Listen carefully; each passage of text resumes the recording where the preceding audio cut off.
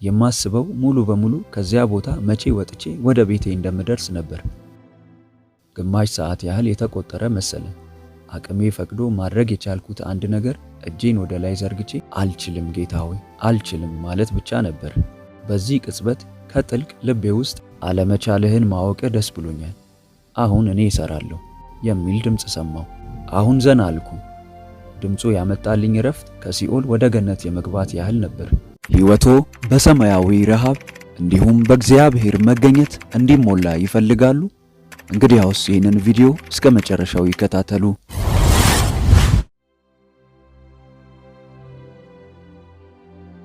ቃልን መጠበቅ። ለዓመታት በተደጋጋሚ እንደተናገርኩት ካትሪን ኩልማን በጣም በቅርበት የተከታተልኳት የወንጌል አገልጋይ ነበረች። በመሰረቱ እሷ ራሷ ሳታውቀው በጣም ብዙ ያስተማረችኝ ነገሮች አሉ። እውነት ለመናገር ለመጀመሪያ ጊዜ በፒትስበርግ ሳያት ብዙም አላደነኳትም ነበር። በፈርስት ፕሬስቢቴሪያን ቤተክርስቲያን አዳራሽ 3ኛ ረድፍ ላይ ሆኜ በጥፍሯ እንደምትራመድ አይነት መድረኩ ላይ ወዲህና ወዲያ ስትመላለስ እጆቿ በሰፊው ተከፍተውና እስከ እግሯ ጫፍ የሚደርስ ቀሚስ፣ ረጅም መቀነትና እስከ አገጭ የሚደርስ ሹራብ ለብሳ ሳያት ብዙም የሚስብ ነገር አልነበራትም። በአዳራሹ የታጨቀው ሕዝብ የአገልግሎቷ መለያ እስኪሆን ድረስ የደረሰው እንዴት ታላቅ ነህ የሚለውን መዝሙር ሲዘምር ያቺ ለግላጋ ባለፈዛዛ ቡኒ ጸጉር እመቤት ወደ መድረኩ መሃል ሮጣ ትደርስና የመዝጊያውን ስንኝ በከፍተኛ ድምፅ ከዘመረች በኋላ የመዝሙሩ ክፍለ ጊዜ ይቋጫል። ማይክራፎኑን እንደያዘች መጀመሪያ የምትናገረው ሄሎ እኔን እየጠበቃችሁኝ ነው በማለት ነበር። በሚያሳዝን ሁኔታ ጥልቁ ልቤ ውስጥ ያለው መልሴ አይደለም የሚል ነው። በወይዘሪት ኩልማን አጉል ልምምድ የተሰናከልኩት እኔ ብቻ አይደለሁም። ሰውን ስለመናቅ መጥፎነት የሚያስተምሩ ብዙ የመጽሐፍ ቅዱስ ክፍሎች አሉ። ነገር ግን እኔን ራሴን ጨምሮ ከሷ ጋር ቅርበት የነበራቸው ሰዎች እንደምንመሰክረው የሴትዮዋ ውጫዊ ሁኔታ እውነተኛውን ልቧን፣ መንፈሷንና ኃይሏን የሚገልጽ አይደለም። ከልምምዶቿ ብዙ ተምሬያለሁ። አሁንም እየተማርኩ እገኛለሁ። በአገልግሎቷ አካባቢ በነበርኩባቸው ጊዜያት ሁሉ ያለ እንባ ስትጸልይ አይቻት አላውቅም። እንባ ባይኖቿ ሞልቶ እና ከንፈሯ እየተንቀጠቀጠ ለክብርህ ቃል እገባለሁ፣ አመሰግንሃለሁ ጌታ ሆይ ትላለች። አንዳንድ ጊዜ ደግሞ በጣም ቅርበት ባለውና ቀለል ባለ መንገድ ውዴ ኢየሱስ ሚሊዮን ጊዜ አመሰግንሃለሁ ትላለች። ወዳጄ ሆይ አንድ የማረጋግጥልህ ነገር ከዚህ ውጪ ምንም መንገድ እንደሌለ ነው። ቅባቱን በመፈለግና በመቀበል ሂደት ውስጥ ክብር ለጌታ ብቻ እንጂ ለሌላ ለማንም ሊሰጥ በፍጹም አይገባም። ከዚህ ውጪ ያለ ማንኛውም አካሄድ ወደ ጥፋት የሚያመራ ነው። እዚህ ጉዳይ ላይ ታማኝ ባለመሆናቸው ምክንያት የወደቁትንና በዘመናት ውስጥ የታዩትን አገልጋዮች ልብ ብለህ እንድታስብ እፈልጋለሁ። ልታይ ባይነትና አብለጭላጭነት በአንድ አቅጣጫ፣ ትዕቢትና ምስጋና አልባነት ደግሞ በሌላ አቅጣጫ የሚቀመጡ ናቸው።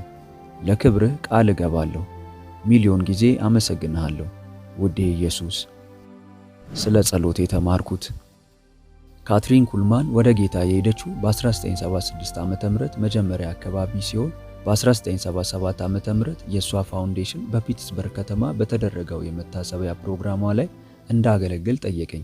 እስከዚያ ቀን ድረስ በሷ አገልግሎት ዙሪያ የነበረኝ አስተዋጽኦ ለመዘምራን መዝሙር ከመስጠት ያለፈ ስላልነበረ ይህን የአሁኑን ግብዣ ሳይ በጣም ደንግጬ ነበር። ወጣትና በክርስትና ሕይወቴ ብዙ ያልበሰልኩ ስለነበርኩ ይህ ፕሮግራም በሕይወቴ ትልቅ ስፍራ የያዘ የክብር ስነ ስርዓት ነበር። በካርልተን ሃውስ በሚገኘው የመታሰቢያ ድርጅቷ ቢሮ እንደደረስኩ ማጂ አርትነር የተባለችው በጣም የምወዳት የካትሪን የቅርብ ሚስጥረኛ ሴት ለብቻዬ ጠርታኝ በጣም የገረመኝን ነገር ነገረችኝ። አሁን አትጸልይ፣ በራስ ሐሳቦችና ፍላጎቶች ከመሞላቴ የተነሳ እግዚአብሔር ዛሬ ምሽት እስከማይጠቀምብህ ደረጃ እንዳትደርስ አሁን መጸለይ የለብህም አለችኝ ኮስተር ብላ። በዚህ ብቻ ሳይበቃት ሂድ ለተወሰነ ሰዓት ተኛ ወይም ሌላ የሆነ ነገር ስራ አለችኝ። የምሰማውን ማመን አቃተኝ። ይሄ በፍጹም መንፈሳዊነት የሌለው ምክር ነው። እስካሁን እንደዚህ ብሎ የመከረኝ ሰው የለም። እንደዚች አይነት መንፈሳዊነት የጎደላት ሴት አይቼ አላውቅም ብዬ አሰብኩ። ወደደችም ጠላችም ሄጄ ጸልያለሁ። በመቀጠል ታዋቂው ዘማሪ ጃሚ ማክዶናልድ ካርኒጌ ሚውዚክ ሆል ወደሚባለው ፕሮግራሙ የሚካሄድበት አዳራሽ ወስዶኝ ስለ ፕሮግራሙ ቅደም ተከተልና አጠቃላይ ሁኔታ ያብራራልኝ ያዘ። መዘምራኑ ዝማሪያቸውን እንደጨረሱ እኔ ዘምራለሁ። ልክ ኢየሱስ የሚለው ስም አንድ ሚስጥር አለው የሚለውን ዝማሬ መዘመር ስጀምር አንተ ወደ መድረኩ ትመጣለህ አለኝ። ተስማማው። አገልግሎቱ ተጀመረ። በታየ ቁጥር የሆነ ተጽዕኖ የሚፈጥረው የካትሪን በላስ ቬጋስ የተካሄደ ኃይለኛ የአገልግሎት ቪዲዮ ከታየ በኋላ ጃሚ ዝማሬ አቀረበ። ከመድረኩ በስተጀርባ ሆኜ ህዝቡን ሳየው ደርቄ ቀረው። መንቀሳቀስ አልቻልኩም። ጃሚ ለሁለተኛ ጊዜ ዝማሬ አቀረበ። እንደገና ሶስተኛ ዝማሬ እያቀረበ ይሄን መዝሙር ስንዘምር ቤኒ ወደ መድረኩ ይመጣል አለ። ተጨማሪ እኔን የተመለከቱ ጥሩ ነገሮችም ተናገረ። በእርግጥ ብዙዎቹ በቦታው የተገኙ ሰዎች አያውቁኝም ነበር። ዝማሬው ቀጠለ። እኔ ግን ከጀርባ በፍርሃት ደርቄያለሁ። በመጨረሻ እንደምንም ብዬ ወደ መድረኩ ብቅ አልኩ። ጃሚ ወደ ጆሮዬ ጠጋ ብሎ በለሆሳስ የት ነበርክ አለኝና መድረኩን አስረክቦኝ ወረደ። ሁኔታው ቀላል አልነበረም። ቀደም ብሎ ሲዘመር የነበረውን መዝሙር በድጋሚ እንዲዘመር ስለፈለኩ ራሴ ጀመርኩት። ነገር ግን ድምጼ ከፍ ብሎ ስለነበረ ከጅምሩ ተሰናከለ። አብሮኝ የሚዘምር አንድ ሰው እንኳን አልነበረም። ለብቻዬ ታገልኩ። የማስበው ሙሉ በሙሉ ከዚያ ቦታ መቼ ወጥቼ ወደ ቤቴ እንደምደርስ ነበር። ግማሽ ሰዓት ያህል የተቆጠረ መሰለኝ። አቅሜ ፈቅዶ ማድረግ የቻልኩት አንድ ነገር እጄን ወደ ላይ ዘርግቼ አልችልም ጌታ ሆይ አልችልም ማለት ብቻ ነበር። በዚህ ቅጽበት ከጥልቅ ልቤ ውስጥ አለመቻልህን ማወቅ ደስ ብሎኛል። አሁን እኔ እሰራለሁ የሚል ድምፅ ሰማሁ። አሁን ዘና አልኩ። ድምፁ ያመጣልኝ እረፍት ከሲኦል ወደ ገነት የመግባት ያህል ነበር።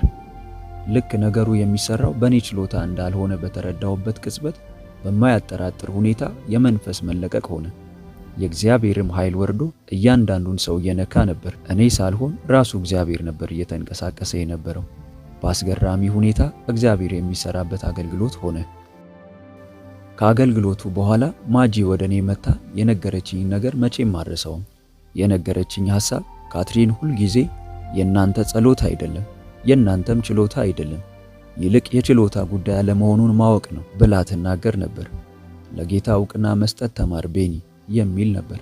ይህንን ስትነግረኝ በነበረው የጉባኤ ሁኔታ ተገርሜና ደንግጬ ስለነበር ማጂ እንዴት እንደሚሆን አላውቅም አልኳት። ይሄው ዛሬ ምሽት ተለማመድከው እኮ አለችኝ። ወደ ሆቴል ክፍሌ ተመልሼ ጌታ ሆይ ይህንን ነገር አስተምረኝ ብዬ ጸለይኩ። ቁልፉ ያለው በማጂ ንግግር ውስጥ እንደሆነ አውቄያለሁ። ነገር ግን በአግባቡ የተረዳሁት ባለፉት ጥቂት ዓመታት ውስጥ ነው። ዋናው ሚስጥር አገልግሎት ሲኖር ብቻ አትጸልይ የሚል ነው። ይህ እኔ የገባኝ ጉዳይ ነው። ሚስቴን የማናግራት እኔ ስፈልጋት ብቻ መሆን የለበትም። ይልቁንም ከሷ ጋር ቋሚና ቀጣይ ግንኙነትና ህብረት ማድረግ አለብኝ። ከጌታ ጋር ያለኝ ግንኙነትም እንደዚሁ ነው። ግንኙነትህ ቋሚና የማይዋዥቅ እንዲሆን ሁልጊዜ መጸለይ አለብህ።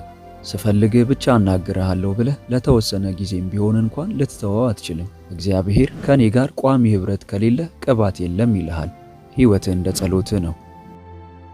የመታመን ጉዳይ።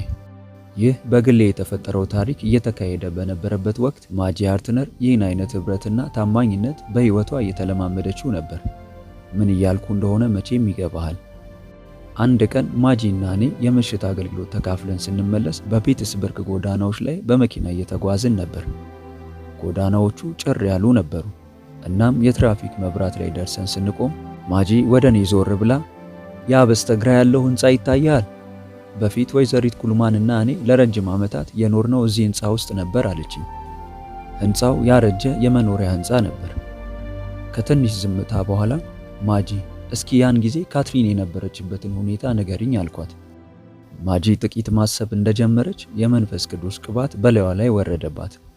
እናም ሁኔታው ልክ እግዚአብሔር ራሱ መኪና ውስጥ የገባ ነበር የሚመስለው። ቤኒ አሁን በፍጹም እንድትረሳው የማትፈልገውን ነገር እነግርሃለሁ አለችኝ ማጂ። ማጂ በጣም ብርቱ ሴት ነበረች። እኔም ሙሉ ትኩረቴን ሰጥቻት ነበር። ካትሪን ባንተ ዕድሜ ከነበራት በእጅጉ የበለጠ ነገር አለ። ካትሪን ላይ ያየኸው ቅባት በሕይወቷ የሰራው እስካለፈችበት ጊዜ ድረስ ለ10 ዓመታት ብቻ ነበር።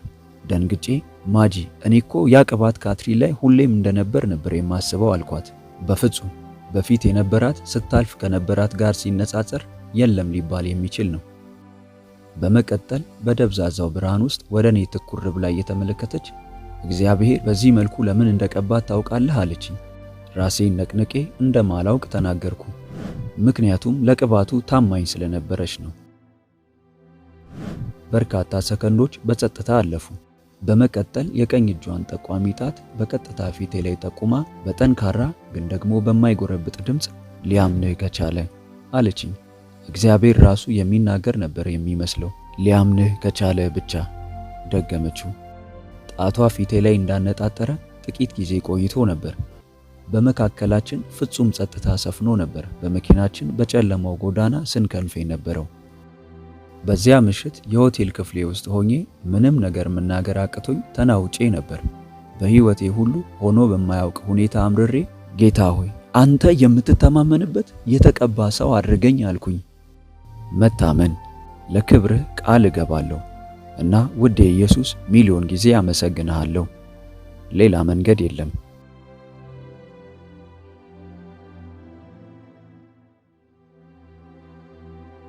በይበልጥ በመንፈሳዊ ሕይወቶ እጅግ የሚበረቱባቸውና መንፈሳዊ ረሃቡን የሚጨምሩ ትምህርቶች እንዲሁም የጸሎት አገልግሎት በየቀኑ እንዲደርሱ ሰርቫንት መልካሙን ጌታ በማለት የፌስቡክ እንዲሁም የቲክቶክ አካውንታችንን እንዲሁም ሆሊ ቲዩብ ኢትዮጵያ ብለው ሰርች በማድረግ የቴሌግራም ቻናላችንን ይቀላቀሉ።